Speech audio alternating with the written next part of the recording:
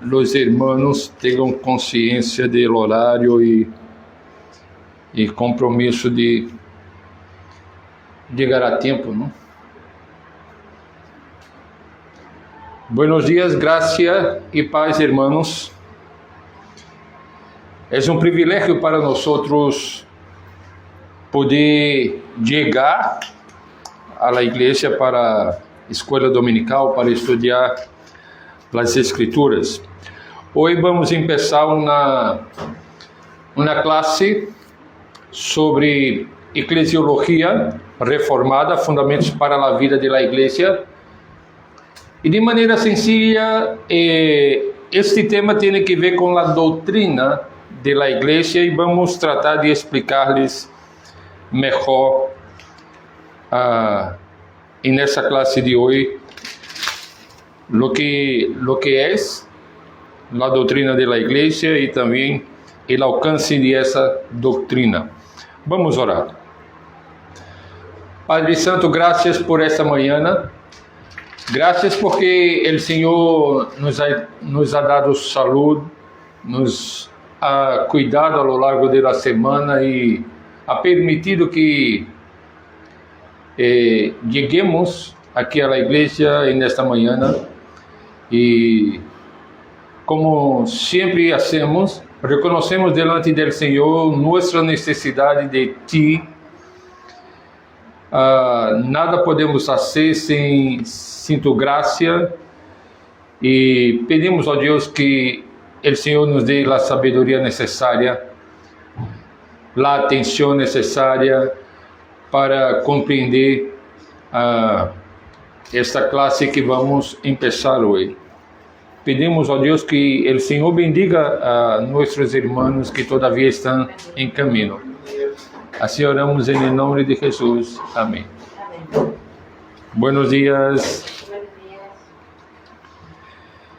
Estamos começando hoje uma classe sobre a doutrina da igreja, a eclesiologia reformada, fundamentos para a vida da igreja. Eu quero ler ao princípio Mateus capítulo 16, versículo 18.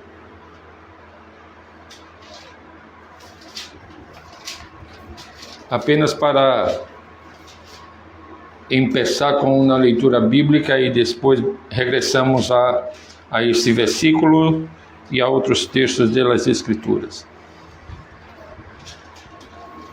Eu vou ler para vocês. Mateus 16, versículo 18. E eu também te digo que tu eres Pedro, e sobre esta roca edificarei minha igreja, e as puertas de Hades não prevalecerão contra ella. Eclesiologia, vocês sabem que é uma rama da teologia sistemática que estudia a doutrina da igreja. E a palavra proviene do grego eclesia, que significa igreja ou assembleia, e logos, estudio ou palavra. Por lo tanto, a eclesiologia é o estudio de la igreja. Agora, que implica isto? Que implica nesse estudio? Não se trata simplesmente de mirar ou de estudar ou analisar a estrutura organizacional ou as práticas litúrgicas de uma denominação. É muito mais que isso. A eclesiologia busca responder perguntas fundamentais sobre a igreja, sua vida e sua missão. Algumas perguntas que essa doutrina busca contestar é: que é a igreja? Quem la fundou? Qual é seu propósito no mundo? Como deve ser governada? Quais são suas marcas distintivas e qual é sua missão? E leemos aqui Mateus 16, versículo 18. que vemos nesse versículo? Que nos ensina ou como esse verso nos ajuda a pensar, a empezar a pensar en el tema de la vida y misión de la iglesia. Fuera de que se lo está diciendo a Pedro, lo que resalta es que el fundador de la iglesia es Cristo. Él le dice que va a edificar su iglesia y que las puertas del Hades no van a prevalecer contra la iglesia. Es decir, que va a ser una institución creada por Dios y sustentada por Dios a través de los tiempos. Entonces, este es el punto de partida para estudiarmos esta doutrina. O sea, este verso dice justamente lo que el hermano César compartió ahora con nosotros. O sea, nos muestra de una manera muy clara que Cristo estabelece su iglesia. Isso significa que não é uma instituição inventada por seres humanos. Não. É estabelecida por Cristo mesmo. E por essa razão, o que mais podemos dizer acerca da igreja?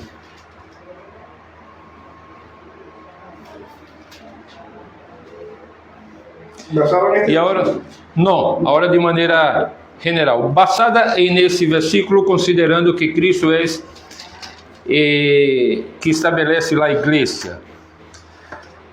Então, pensemos um pouco mais, a partir desse fundamento, sobre a natureza da igreja. Se Cristo la estabelece, então, como podemos pensar um pouco mais acerca da igreja?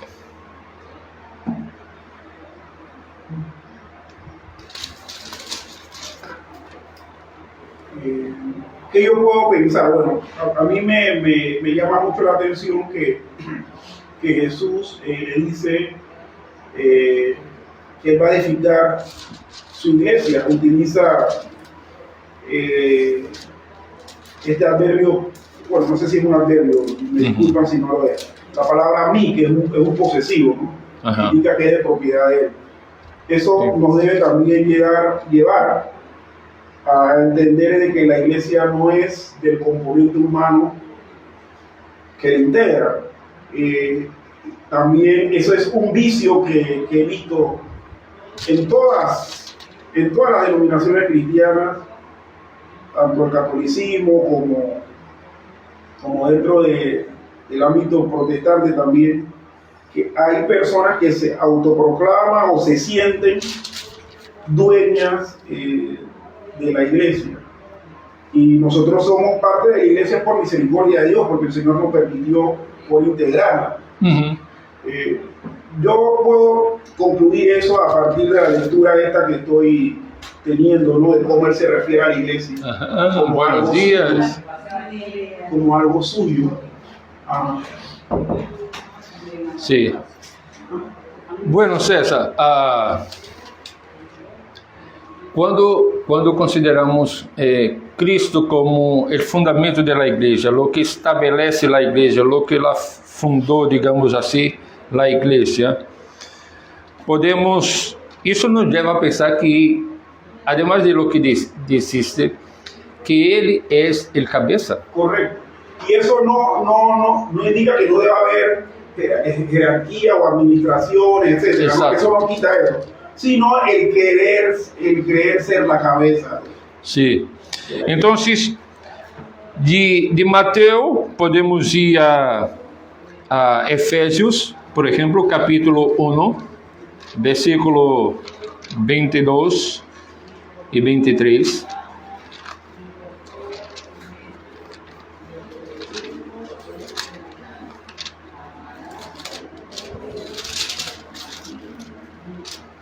1:22. Sim, 22 e 23.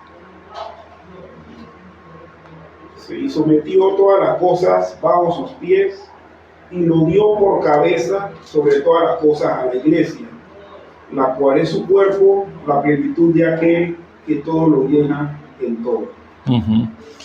Então, aí, o apóstolo Pablo trata de maneira muito clara que Deus ha puesto a Cristo como cabeça de la igreja.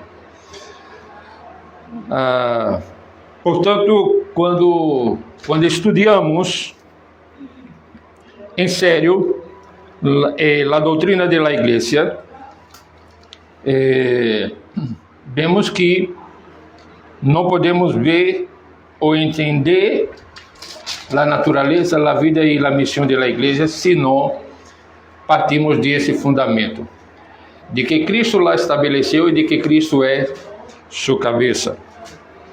Um estudo sério da igreja é um estudo de Cristo mesmo e de sua obra contínua no mundo. Então, é um estudo que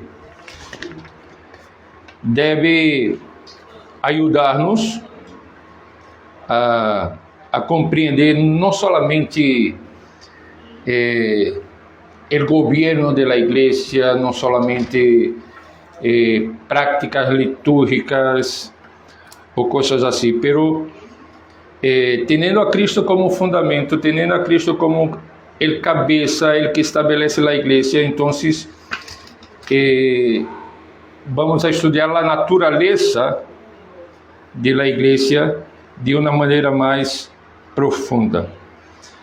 Agora, antes de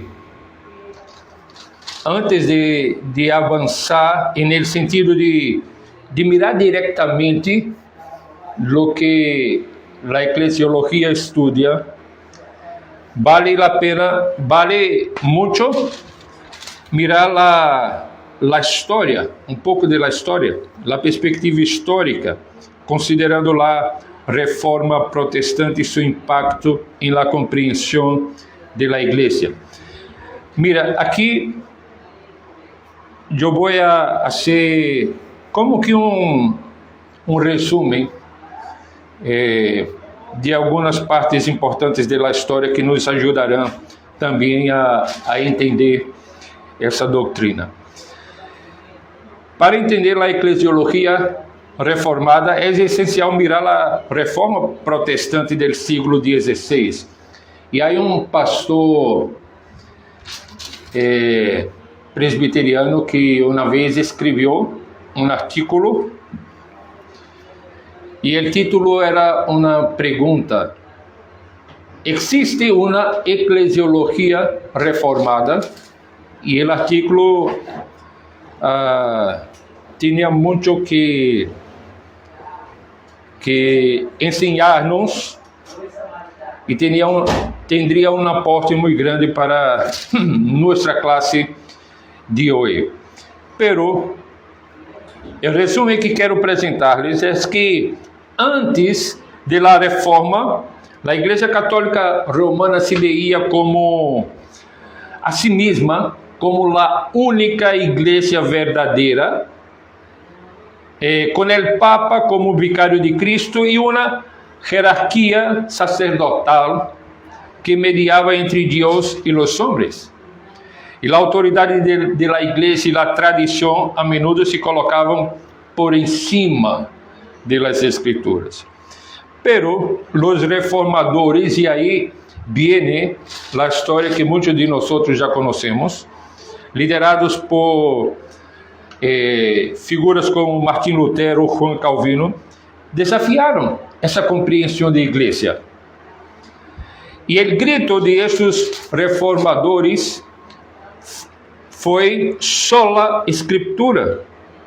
E esse grito foi revolucionário e teve um impacto profundo em la compreensão que uno tinha de igreja.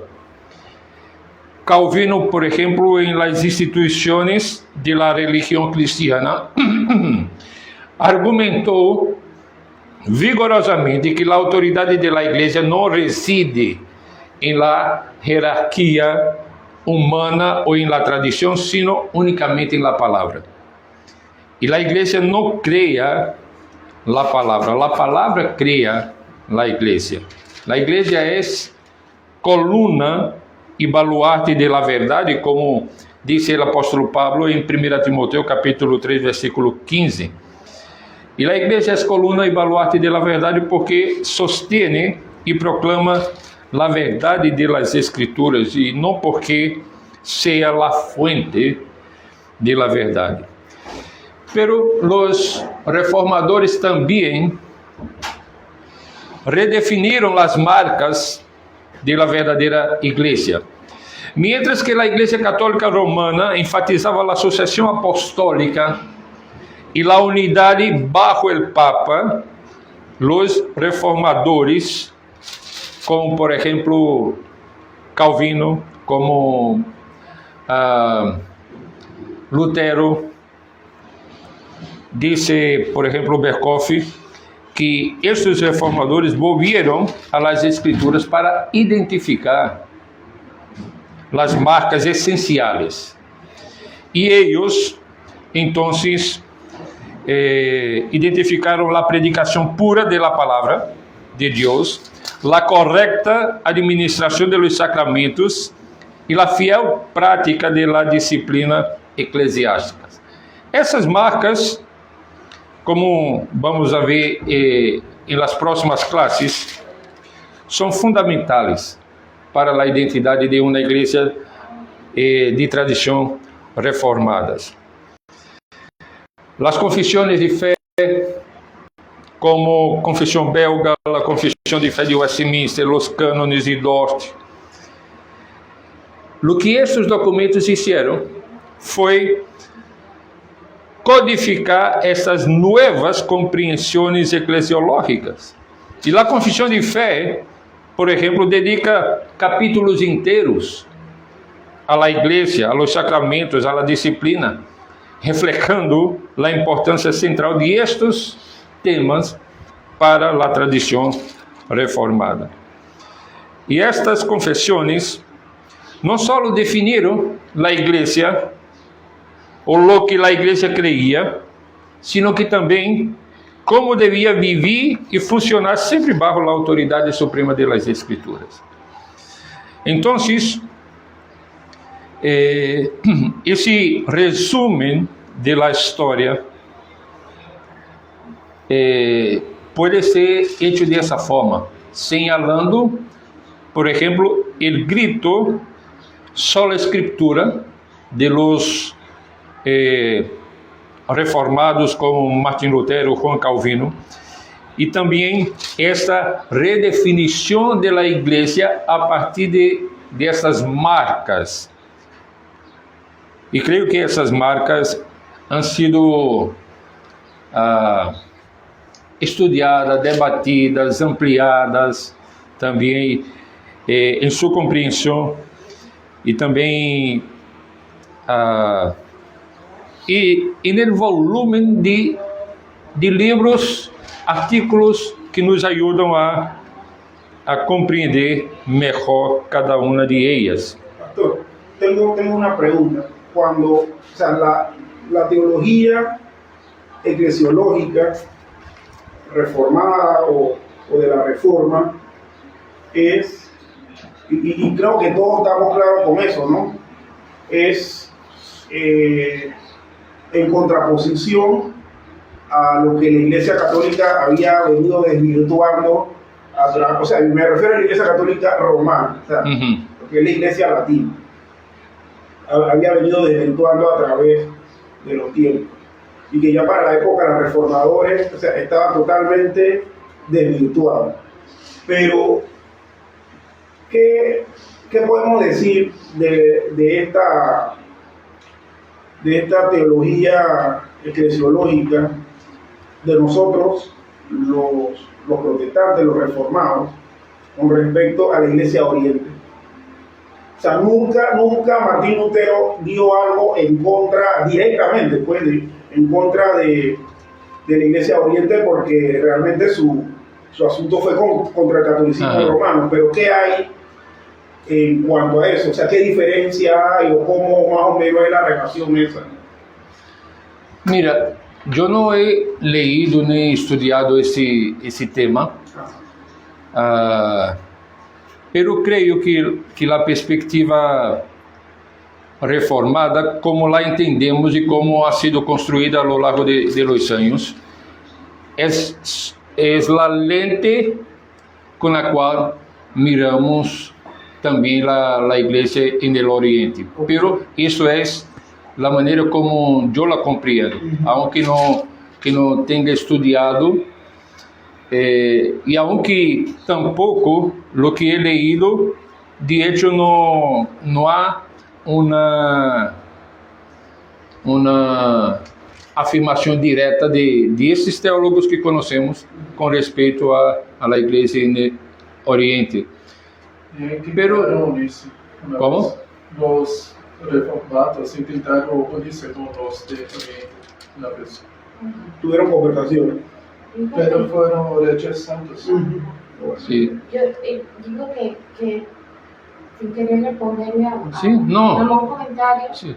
que la diferencia de Lutero con Calvino al tema del texto de Mateo 16-18 era que Lutero consideraba, y ahí fue donde diferió con Roma, de que la confesión de Pedro, o sea, lo que quiso Jesús decir con el texto es que la piedra era la confesión, Sí, la exacto. verdad.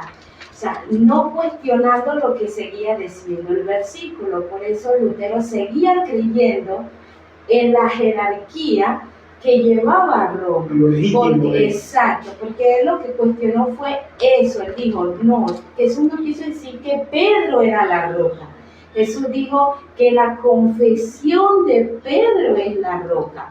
Pero lo que posteriormente Jesús dijo de que eres tú, Pedro, a ti te entregaré las llaves de la iglesia. Entonces él dice, él lo que interpretaba era que efectivamente Jesús había hecho había entregado dos cosas allí. Uno había dicho que la roca de la iglesia, el cimiento de la iglesia era la verdad confesada por Pedro, que Jesucristo, tú eres el Mesías, tú eres el enviado. Y que lo segundo, que a la iglesia había sido entregada las llaves del cielo, él creía en eso. Por eso él seguía confesando, él seguía practicando el tema de la confesión de los pecados y todo eso, porque él seguía creyendo que las llaves del cielo le habían sido entregadas a la iglesia a través del cimiento de los apóstoles. Entonces, yo digo que allí la diferencia con Lutero y Calvino, porque Calvino decía, Calvino sí interpretaba que el apostolado había sido sucedido, en el sentido de que la autoridad no solo fue entregada a Pedro, sino que al resto de los apóstoles también. Y en ellos se muestra en Pablo y todo eso. No sé si logro explicarme o estoy enredando. Sí. No. O sea que lo que el pasaje decía, eso yo lo leí una vez sobre el tema de la interpretación de Lutero, porque él seguía, porque de hecho cuando él comparece en Constanza, exactamente, él lo aclara y él dice, yo no estoy en contra de la iglesia. O sea, y es más, él no estaba ni siquiera reacio a si le permitían seguir perteneciendo a la iglesia romana. O sea, él no se negaba a ello, nunca quiso de hecho ese fue uno de sus mayores arrepentimientos siempre, que él nunca quiso dejar de pertenecer a la iglesia de Roma. Él lo que quería era pues que se aclararan esos textos, esos puntos teológicos que estaba enseñando Roma. Y por lo menos cuando él dice, y yo te digo que tú eres Pedro y sobre esta piedra voy a construir mi iglesia, y ni siquiera el poder de la muerte podrá vencerla, y te daré las llaves del reino de los cielos. O sea, él sí creía que la llave del reino de los cielos había sido entregada a la iglesia. sabiendo él que en su teología, igual que los reformados, creemos que Cristo es la cabeza de la iglesia. Sí, pero aunque Lutero inicialmente no tenía la intención de romper con la iglesia, con el tiempo lo que sucede es esto, Así es. porque había resistencia de un lado y por el otro había una persona con convicciones nuevas que iba en contra de lo que la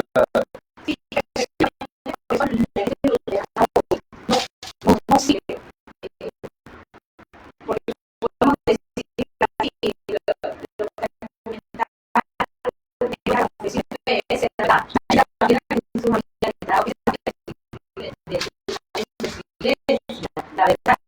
que era posteriormente el avance del tiempo hoy a los ciudadanos, yo digo que probablemente profesan un 1% de lo que creía Lutero. Ellos mismos sepan que Lutero no es la base del fundamento de su teología hoy en día. De hecho, su confesión de fe tiene algunos aspectos que no compaginan directamente con lo que creía Lutero en aquel entonces. Entonces, que la propia iglesia luterana ha venido avanzando en eso. ¿Qué es lo que usted dice, pastor? ¿No? Los Sí. reformados. Ahora, ellos dicen que nosotros, los reformados, son ellos. Sí, La iglesia luterana hoy en día. De hecho, uno de los aspectos de la celebración de la Reforma, el 30 de octubre, dicen que es su celebración, porque es el inicio de su movimiento, que efectivamente otras iglesias adhirieron a ella.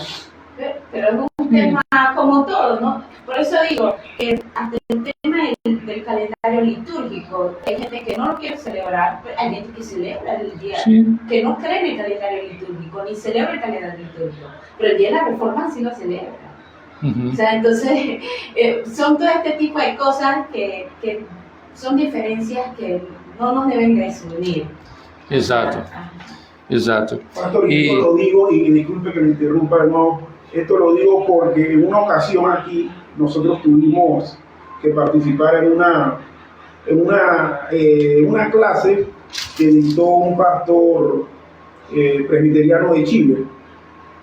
Entonces, alguien le hizo la pregunta para saber respecto a eso, y él dijo que aunque, bueno, en el caso muy particular de Lutero jamás había protestado contra la iglesia ortodoxa, llamada hoy ortodoxa. Los ortodoxos hoy por hoy en sus liturgias mencionan a la iglesia protestante, a Martín Lutero y un montón de otros reformadores como anatemas.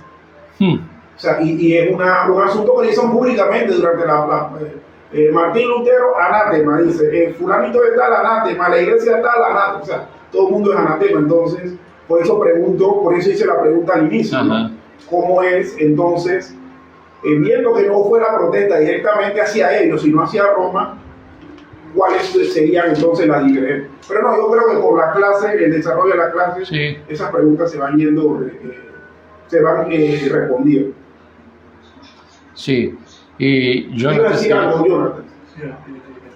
César, tu pregunta es ¿por qué la iglesia actual ¿Cómo? lo considera anatema? No. La pregunta que yo hice es la teología eclesiológica reformada, ¿qué tanta contraposición tiene con la iglesia de Oriente, sabiendo que la protesta fue contra la iglesia católica? Ajá. Ok. Entre los ortodoxos.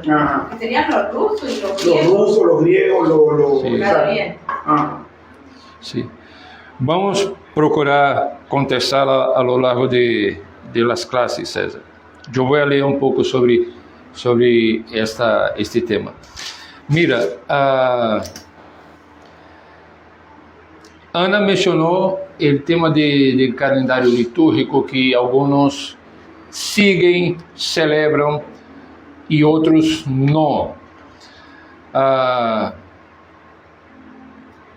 tradição reformada, de maneira geral, não é homogênea. Há distinções em vários pontos. E a compreensão que tenho de aqueles que não celebram ou que não têm uma prática do calendário litúrgico é que eles, e mira que são muitos, eles dizem que o que guia a vida de la igreja é as escrituras e não calendário, digamos. Não é um calendário litúrgico, nem o calendário que temos romano, tampouco fechas de la reforma. Pero, aunque esses têm a convicção de que o que deve guiar a vida da igreja é as escrituras, e quando dizem isso, estão falando de la predicação expositiva também, no sentido de que aqui, com base nas escrituras, que vamos alimentar a igreja. Pero os que dizem isso não estão depreciando o calendário litúrgico, e alguns hasta animam a los irmãos que querem seguir, que sigam, como em suas casas, a enseñanza de los niños, pero eu não vejo que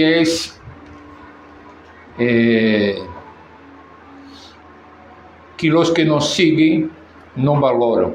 Não é esse tema, é mais o tema de la convicção que uma tradição construiu. Então, por exemplo, em Brasil temos poucas igrejas presbiterianas que seguem o calendário litúrgico, pero as que são reformadas e confessionais, elas não seguem o calendário litúrgico, justo por isso, porque diz que é a Bíblia que vai dizer, que vai guiar a la igreja. Então, para eles não é, por exemplo, y no celebran cumpleaños tampoco. No celebran cumpleaños. No, sí. Hay celebraciones. Por ejemplo, celebran la Navidad, celebran Semana Santa, pero la iglesia no está obrigada a seguir estes calendários. Por exemplo, os pastores de mi presbiterio têm a prática da predicação expositiva. Então, eles não vão a cambiar. Por exemplo, se estão exponiendo o livro, nós, os membros, não esperamos que o pastor haga uma predicação especial por Semana Santa, ou que haga uma pregação especial por Navidad. Não espero. Porque a compreensão é que, ao exponer com fidelidade às Escrituras, uno não vai falar de nascimento de Cristo, uno vai falar desses tópicos que estão dentro do calendário litúrgico. Mas não somos a seguir exatamente o que está. E nesses tempos, temos, por exemplo, um campamento de Semana Santa. Temos, a vezes, há igrejas que têm coro que fazem algo especial em la Navidad.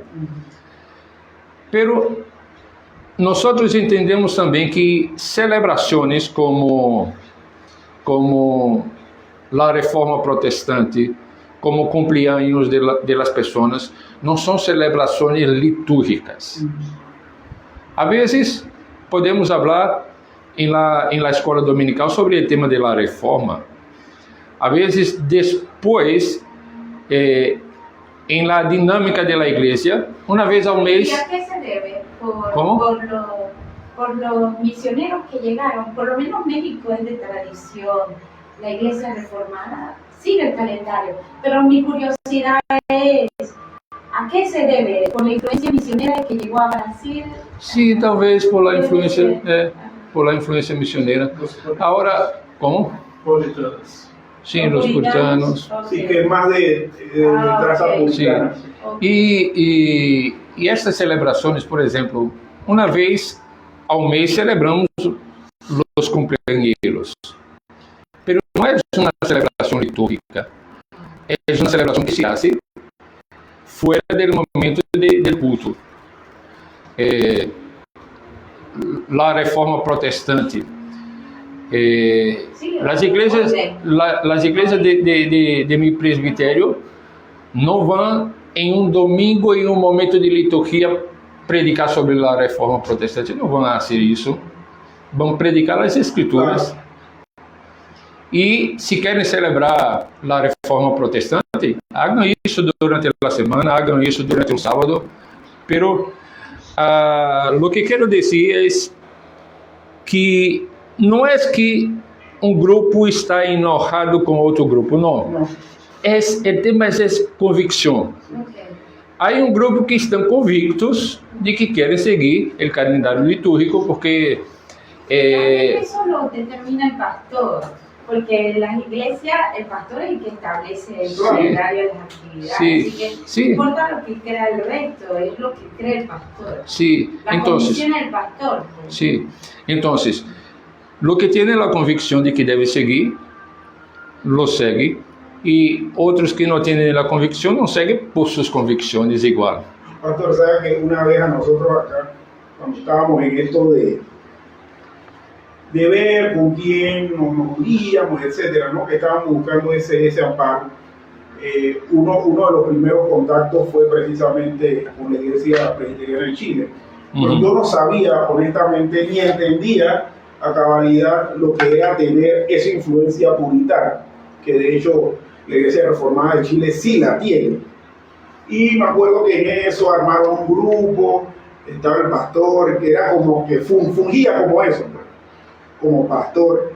Y recuerdo que alguien, no voy a decir el nombre, pero alguien dijo, ¡Feliz Día de las Madres! Ay, hermano, eso fue por un regaño de Señor y Padre Nuestro, porque y resulta ser que el Día de la Madre coincidió con el domingo, con un domingo, y dijo el hermano, el domingo es el día del Señor, por lo tanto no tenemos que hacer alusión a ninguna otra cosa más, pero usted viera el tono fuerte con el que habló. Nosotros no le escuchamos la voz, pero sí entendimos lo que escribió. Entonces sí, eso pienso más bien que eso tampoco riñe con el hecho de que se esté gestionando una mala pastoral o no. O sea, no, sí, claro, por eso decía, no es algo para desunirnos. Sí. Y, por ejemplo, Día de las Madres, Día de los Padres, Día de cualquier cosa, no hay problema si al final del culto terminó la liturgia, en la última oración queremos orar especialmente por las madres, o por los padres, o por los niños, sea lo que sea. Mas lo que compreendemos es que no es el calendario en sí que debe guiar la enseñanza de la iglesia. Pero, como dice, hay muchos que no siguen, pero que consideran y respetan a los que siguen. Y entonces, como dice Ana, essas coisas não deveriam generar um distanciamento, ou como muitas vezes passa comentários em internet também, porque acaba despreciando ¿Quién? ¿Mío? despreciando outras práticas, outras tradições. No, en Facebook. No, en WhatsApp, perdón. Sí. Yo sé que Eso sería como, no lo hemos dejado avanzar, perdón, como la eclesiología, que hay gente, por lo menos yo soy de postura de convicciones amileniales, ¿sí? Entonces hay personas pues que son mileniales y están los dispensacionalistas. Bueno, los dispensacionalistas sí trastocan mucho lo que ellos creen a otros puntos como teología y todo eso, ¿no? Pero es como ese aspecto también, ¿no? Que diferimos, podemos estar en la misma iglesia, bajo un mismo pastorado, pero con posturas. sí, aí o pastor Augusto Nicodemos, que vai estar na conferência aqui em Panamá, uma vez alguém lhe perguntou sobre essas diferenças escatológicas. E de uma maneira muito sencilla, ele disse: mira, temos diversas perspectivas, pero em essência compartimos muitas coisas. Sabemos que isso governa a igreja cristã. Sabemos que independente de que uno cree, si está Cristo, entonces la igreja presbiteriana de maneira geral é a milenista. Então seguimos e ensinamos, e uma vez mais, tudo que nós ensinamos tem que estar fundamentado em uma convicção construída através do estudo das escrituras, de toda uma tradição de interpretação bíblica. Por isso que as novas igrejas, principalmente neopentecostais, que não querem ter uma identificação, digamos, com nenhuma tradição teológica, buscam trazer ensinanças novas e às vezes distintas de lo que foi interpretado ao longo da história da igreja por vários teólogos e pastores que Deus ha levantado. E isso não deve ocorrer, porque seria um desprezo com toda um grupo de pessoas que Deus utilizou para guiar o seu povo. Agora, diferente de lo que ocorreu com a Igreja Católica, para nós a tradição não tem a mesma autoridade ou maior que as Escrituras, pero aprendemos com aqueles que interpretaram e puderam fazer com fidelidade as Escrituras. Agora, sempre vamos ter distinções em alguns pontos teológicos. E eu cito um aqui. A maioria dos reformados, quanto a los dones espirituais, são cessacionistas. Pero há reformados, há um grupo pequeno que defende a continuidade de los dones. Então, en contra de tu confesión, reformaron sí, en contra de la sí, confesión, porque sí, y la confesión es y lleva un nombre de... Ajá. Sí. Ahora, el pastor de la iglesia que frecuentábamos en Brasilia siempre decía que aunque tengamos fuertes convicciones, aunque tengamos una teología saludable, não podemos dizer que irmãos de outras tradições não são nossos irmãos em Cristo. Há diferenças. E claro que se uma denominação, uma igreja, sostém uma herejia clara, onde vemos que está fortemente contra as Escrituras, como, por exemplo, os unitaristas, Unicista. unicistas, Ajá.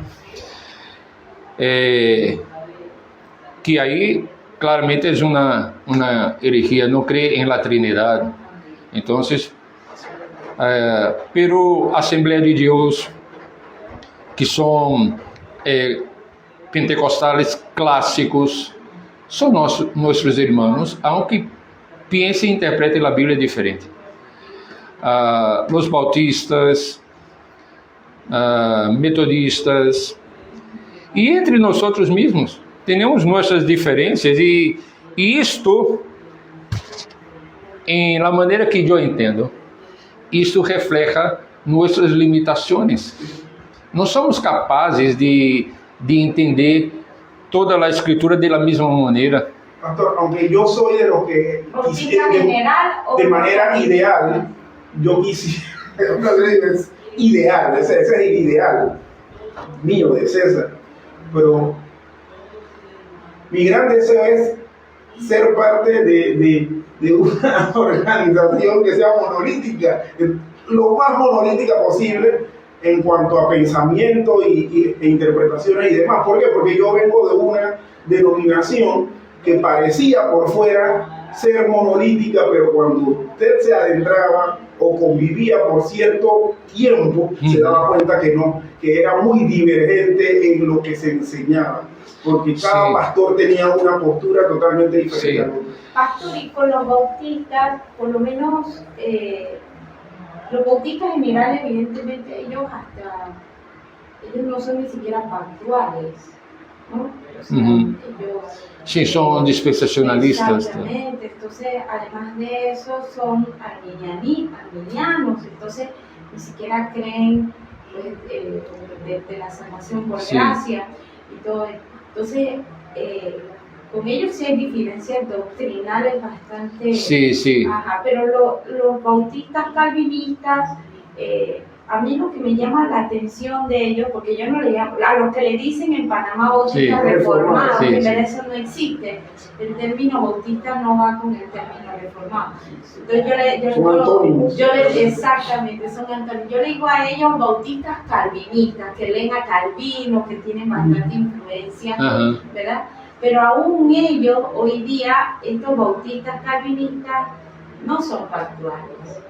Sim, então aí que está um problema que muito claro. Alguns bautistas eligem algo da teologia reformada, pero não toda a teologia, não toda a tradição. Então, há bautistas e pastores muito conhecidos e hasta respeitado em Brasil, que dice, bueno, yo soy bautista reformado, pero no estoy de acuerdo con la teología del pacto, no estoy de acuerdo con eso, con esto, y lo que me hace reformado es la doctrina de la salvación. Entonces, elige. E há um grande debate em las redes sociais com esses pastores. Incluso não me gusta de entrar em esses debates, pero quando uno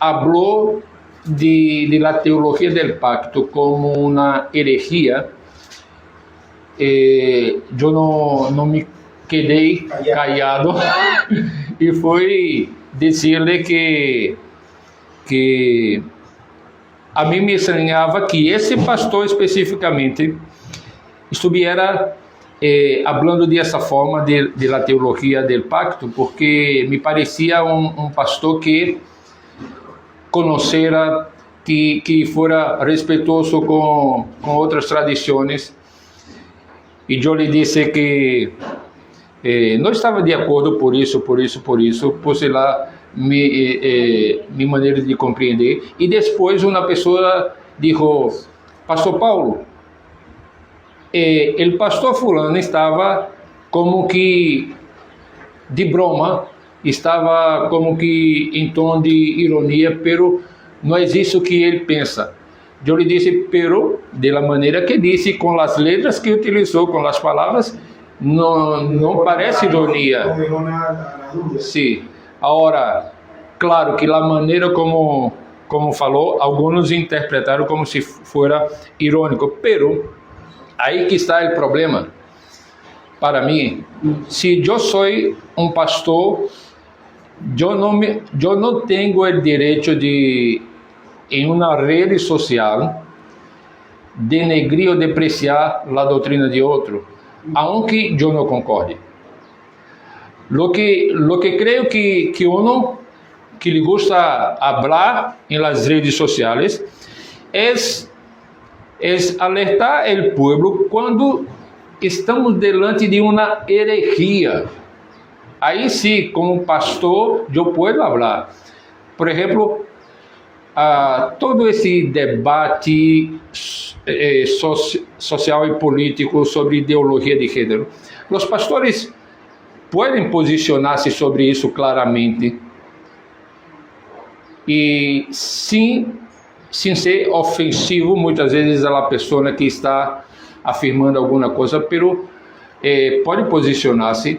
Agora, se eu como pastor presbiteriano estou em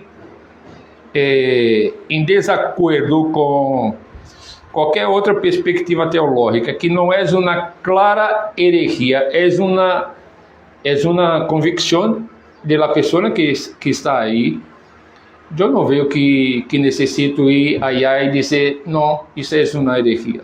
Se não é herejia.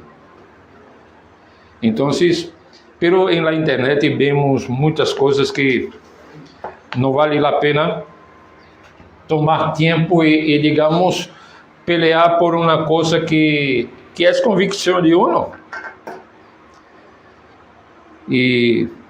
Pero cada uno e um cristiano, por exemplo, deve ir formando pouco a pouco, à medida que caminha em la fé, formando as convicções a partir de lo que a denominação lhe ensina e vai evaluando. Agora, César, de maneira geral, a igreja presbiteriana sigue uma visão, digamos, monolítica. Puede que tenga, como dijo en la tradición reformada, pequeñas divergências em pontos específicos. Sí. Pero de maneira general, ellos são suscriptores da Confissão de Fé de Westminster e buscam orientar a igreja bajo essa confissão. A veces, Pastor, sí. hay gente que llega de religiones bautistas, no es factual, tiene hijos y decide formar parte, ser miembro.